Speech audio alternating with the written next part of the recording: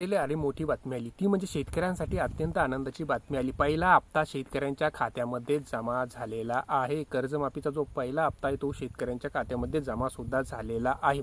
तर काय संपूर्ण माहिती आणि बाकीच्या शेतकऱ्यांसाठी काय, ज्या शेतकऱ्यांच्या खात्यामध्ये अद्याप सुद्धा हप्ता जमा झालेला नसेल त्या शेतकऱ्यांसाठी काय, ही संपूर्ण माहिती आता आपण या व्हिडिओच्या माध्यमातून जाणून घेणार आहोत। तत्पूर्वी तुम्ही जर आपल्या चॅनलवर नवीन आला असाल तर चॅनलला लाईक, शेअर आणि सबस्क्राईब करायला विसरू नका आणि व्हिडिओ हा शेवटपर्यंत बघा, कारण तुमचं सुद्धा नाव अजून सुद्धा कर्जमाफीच्या यादीमध्ये आलं नसेल तर तुमच्यासाठी सुद्धा ही महत्त्वाची बातमी आहे। कारण तुम्ही जर व्हिडिओ मिस केला तर तुम्ही सुद्धा जर तुमच्या यादीत नाव असेल आणि तुमच्या खात्यावर जर पैसे आले नसेल तर तुम्ही काय करावे ही संपूर्ण माहिती आपण या व्हिडिओच्या माध्यमातून जाणून घेणार आहोत। चला तर आपल्या व्हिडिओला सुरुवात करूया।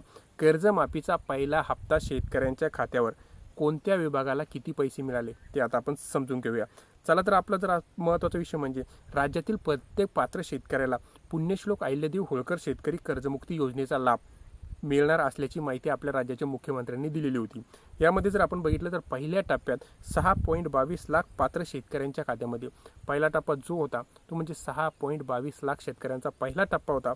त्या शेतकऱ्यांच्या खात्यामध्ये 5,028 कोटी रक्कम मुख्यमंत्री देवेंद्र फडणवीस यांच्या हस्ते ऑनलाईन वितरण सुद्धा करण्यात आलेलं आहे। म्हणजे जर आपण बघितलं तर 6.22 लाख शेतकऱ्यांच्या खात्यामध्ये मुख्यमंत्री देवेंद्र फडणवीस यांच्या हस्ते डायरेक्ट 5.28 कोटी रुपये हे शेतकऱ्यांच्या खात्यामध्ये वर्गीय सुद्धा करण्यात आलेलं आहे। सह्याद्री अतिथीगृहावरून जर आपण बघितलं तर मुख्यमंत्री देवेंद्र फडणवीस यांच्या हस्ते कर्जमुक्ती योजनेच्या ऑनलाईन लाभ वितरणास सुद्धा प्रारंभ झालेला आहे।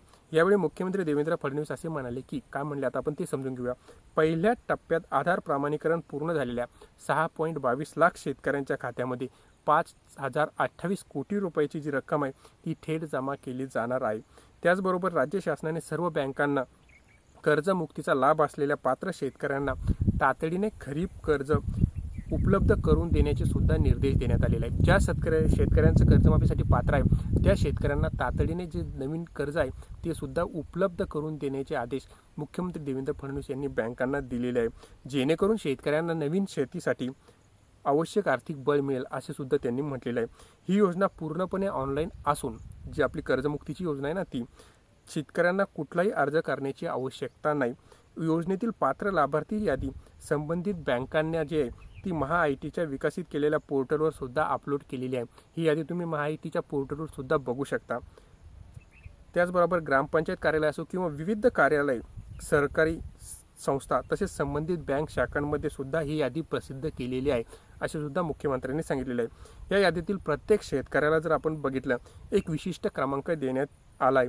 हा क्रमांक घेऊन शेतकऱ्याने जे आहे आपले सरकार सेवा केंद्रावर आर्गिश ट्रॅकवरील जो नोंदणी क्रमांक असतो आधार प्रमाणीकरण करून घेणे सुद्धा गरजेचे आहे असे सुद्धा त्यांनी म्हटलेले आहे। एवढी सहज आणि सोपी प्रक्रिया असल्याने देवेंद्र फडणवीस यांनी यावेळी सुद्धा सांगितलेलं आहे की ही प्रक्रिया अत्यंत सोपी आहे।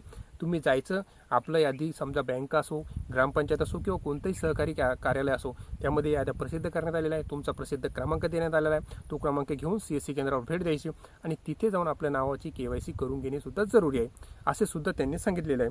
ज्या जिल्ह्यांमध्ये शेतकऱ्यांना अडचणी अथवा प्रलंबित बाबी असतील त्या संबंधित पालकमंत्र्यांच्या निर्देशनास आणून देणे सुद्धा जरुरी आहे। त्या सर्व विषयावर मंत्रिमंडळाच्या उपसमितीमध्ये सुद्धा चर्चा करून सकारात्मक निर्णय घेतला जाईल असे सुद्धा त्यांनी सांगितलेले आहे। मुख्यमंत्री देवेंद्र फडणवीस यांनी यावेळी या सर्व सूचना ज्या आहेत त्या आपल्या अधिकाऱ्यांना सुद्धा दिलेल्या आहे। या योजनेतील कर्जमुक्ती आणि एकवेळ समझोता या घटकाच्या अंमलबजावणीसाठी जर आपण बघितलं राज्यातील 30 जिल्हा मध्यवर्ती सहकारी बँका, 12 राष्ट्रीयकृत बँका आणि इतर खाजगी बँकांसह एकूण 53 बँकांना सुद्धा महाआयटीने विकसित केलेल्या पोर्टलवर शेतकऱ्यांच्या कर्ज खात्याची माहिती अपलोड केलेली आहे। विविध बँकांच्या मार्फत जर आपण बघितलं तर 32 लाख कर्ज खात्याचा डेटा पोर्टलवर सुद्धा उपलब्ध करून देण्यात आलेला आहे। 6 ऑगस्ट 2026 अखेरीस 12.10 लाख कर्ज खात्यांचे आधार प्रमाणीकरण पूर्ण झाले असून माहिती सहकार विभागाने सचिव प्रवीण दरोडा यांनी सुद्धा सादरीकरण केलेले आहे। तर आपण बघितलं तर कोणत्या विभागात आता किती शेतकऱ्यांची कर्जमाफी झालेली आहे। अमरावती विभाग 1,58,146 शेतकरी 1.37 कोटी रुपये। नाशिक विभाग 1,40,000 शेतकरी 1,1209 कोटी। छत्रपती संभाजीनगर विभाग 1,30,934 शेतकरी 962 कोटी। पुणे विभाग 1,04,061 शेतकरी 860 कोटी। नागपूर विभाग 70,290 शेतकरी 544 कोटी। कोकण विभाग 18,687 शेतकरी 108 कोटी या प्रमाणात ही कर्जमाफी सध्याच देण्यात आलेली आहे. तर तुमचं नाव कर्जमाफीमध्ये आलेलं का नाही आणि तुमच्या कर्जमाफीची रक्कम तुमच्या खात्यात जमा झाली की नाही हे तुम्ही कमेंटमध्ये नक्की सांगा. धन्यवाद.